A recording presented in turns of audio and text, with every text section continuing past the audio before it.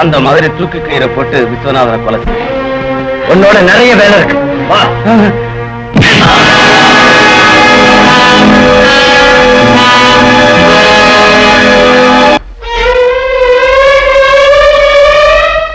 ஐயா, உங்க உடம்புக்கு ஏதாவது ஜுரமா? உடம்பு பொங்கலன்னா ஆப்பிள் பழம் ஹார்லிக்ஸ் அது இது அப்படி கேளு சொல்றேன். இப்போ அந்த மணிப்பயல நம்ம ஆளுங்க உதைச்சு கைய கால உடைச்சிருப்பாங்க. அவன் இப்போ ஆஸ்பத்திரியில ஜாயிண்ட் ஆகி படுத்திருப்பான். பாவம் அந்த பேஷண்ட பார்த்து உடல்நலம் பத்தி விசாரிச்சு இதெல்லாம் கொடுத்துட்டு வரலாம்னு வாங்கி வச்சிருக்கேன். ஒண்ணும் சொல்ல மாட்டோம். நீங்களும் சேர்ந்து செய்ய வழங்கலை வாங்கிக்கிறதுக்காக நானே வந்திருக்கேன் மாமா. ஏன் அப்படி பாக்குறீங்க? என் உடம்புல அடிபட்ட காயம் இல்லையேன்னா அடிபட்டது உங்களால அனுப்பப்பட்ட கையாளுங்க.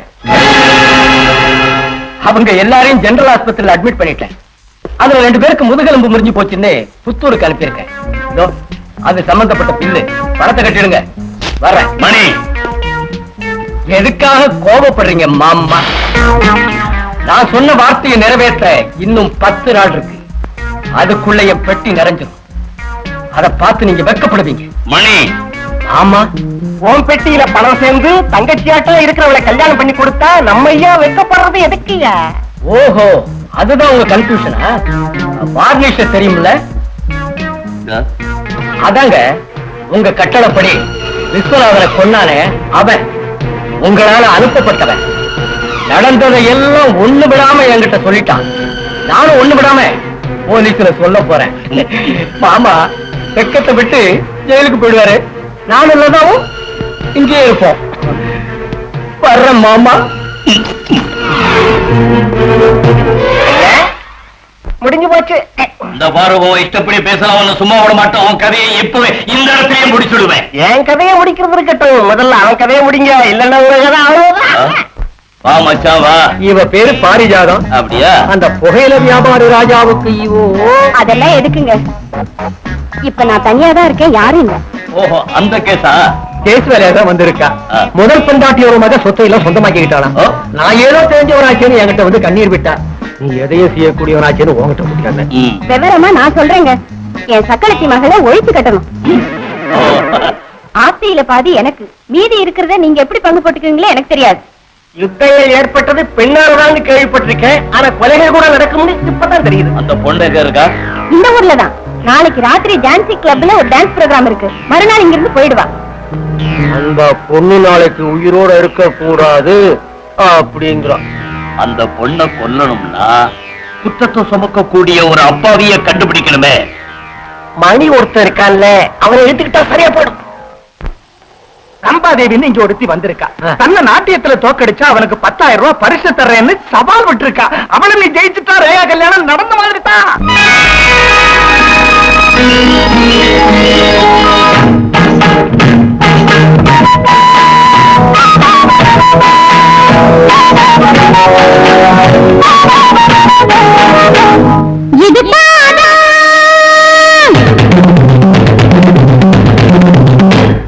இது வாதம்,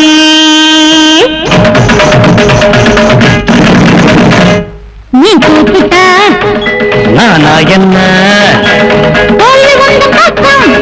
மண்ண காக்க வைக்கும் ஆடுகளுக்கு நீயோ ஆட வந்த கண்ணு. கோக்க போலையம்மா மடைச்சு கொள்ள பாரு. இது பாரு,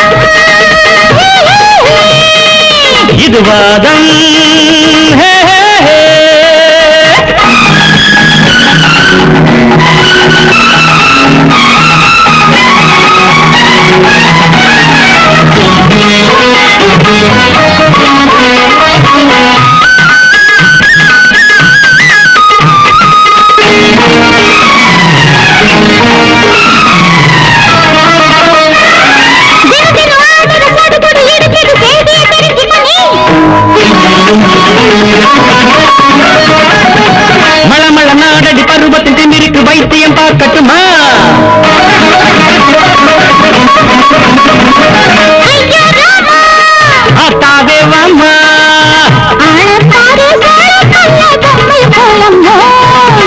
ஆனாலும் மாந்திழை நான் போட்டிக்கு வரலாமோ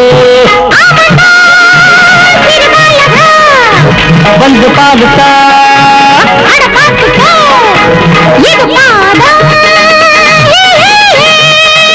இது வாதம்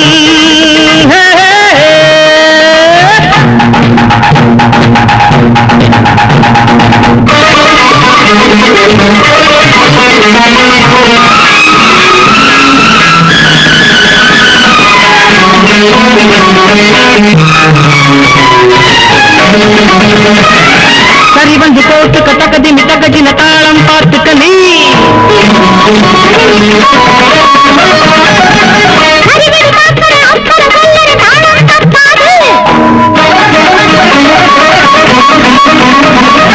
இதா ஆட்டம் ஆட்டங்காட்ட விட்டு பாரு ஆம்பள நந்தாண்டு பாப்பமே அடி பாப்பம்மா நீ கோவிந்தா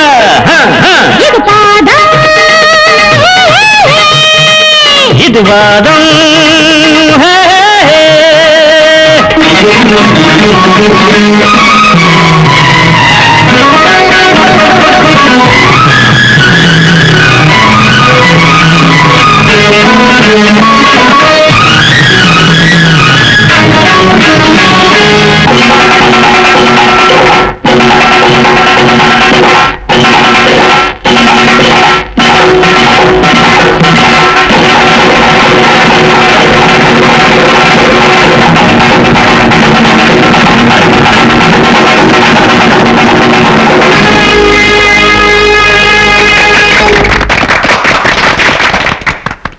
இப்போது நடந்த போட்டியில் வெற்றியடைந்த மணி அவர்களுக்கு நாட்டியராணி ரம்பாதேவி அவர்கள் பிரபல தொழிலதிபரான திரு கோதண்டராமன் அவர்கள் மூலமாக 10,000 ரூபாய் பரிசாக அளிக்கிறார்.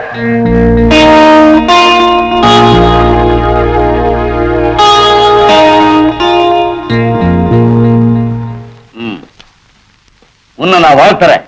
இந்த 10,000-தோட லட்சியம் நிறைவேறும்னு நினைக்கிறேன். 10,000த்துல என் தங்கச்சி ரேகா கல்யாணம் முடிஞ்சு போயிடும். என் கல்யாணத்தையும் நீங்க நடத்தணுமே. நடத்தி வைக்கிறேன், வாங்கிக்க.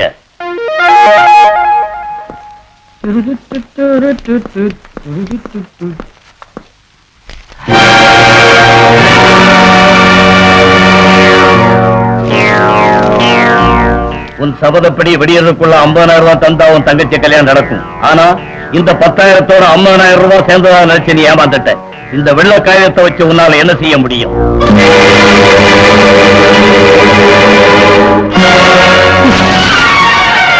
அழகுள்ளவள்னு நினைச்சேன். அழகா ஏமாத்தக்கூடியவள் இப்ப புரிஞ்சு போச்சு. என்ன பண்ணுவீங்க? தெரியாத ஆட்கள் அழிக்காத. தோத்து போன 10,000 தரையை சொல்லி அந்த கோதண்டராமனோட கூட்டு சேர்ந்துகிட்டு எனக்கு இந்த பெருங்காயத்தை கொடுத்தியா? I am sorry. இது எங்க சின்னமா செஞ்ச வேலையா இருக்கும். உட்காருங்க, உங்க பாட்டு தந்துடுறேன்.